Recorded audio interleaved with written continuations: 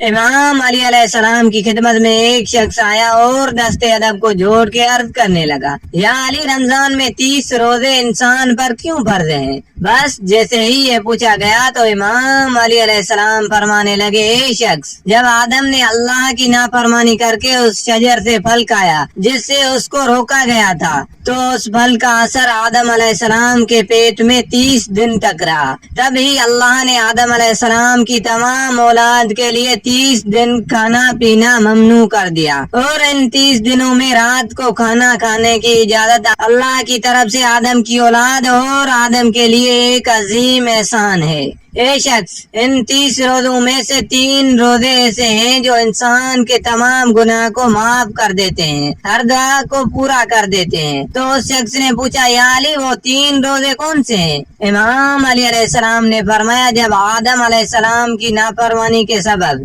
اللہ نے آدم کو زمین پر بھیج دیا تو وہ دھاروں قطار رویا کرتا تھا، یہاں تک کہ ان کا پورا جسم سیاہ ہو گیا، اور جب اللہ نے انہیں معاف کیا تو فرمایا، اے آدم، چاند کی 13ویں تاریخ کا روزہ رکھ۔ اللہ کے نبی آدم علیہ السلام نے جیسے ہی چاند کی 13ویں تاریخ کا روزہ رکھا، دن کو بھوکا رہے اور سورج غائب ہونے کے بعد کھانا کھایا تو اللہ کے کرم سے آپ کے جسم کا تیسرا حصہ سفید ہو گیا۔ پھر جب 14ویں کا روزہ رکھا تو آپ کے جسم مبارک کا دوسرا حصہ بھی سفید ہو گیا، اور جب 15ویں کا روزہ رکھا تو آپ کا پورا جسم اللہ کے فضل و کرم سے نور کی مانند چمکنے لگا۔ یاد رکھنا، جو انسان اللہ کے قریب ہونا چاہتا ہے وہ رمضان کے 30 روزے رکھے، اور جو انسان اپنے گناہوں کی معافی چاہتا ہے، اپنی ہر دعا اللہ کی دربار میں پہنچانا چاہتا ہے تو وہ 13ویں، 14ویں اور 15ویں کا روزہ رکھ کر اللہ سے دعا مانگے۔ جو انسان یہ 3 روزے مسلسل رکھ کے اللہ کی دربار میں دعا مانگتا ہے تو اللہ بغیر کسی رکاوٹ کے اس انسان کی دعا فوراً قبول کر دیتا ہے۔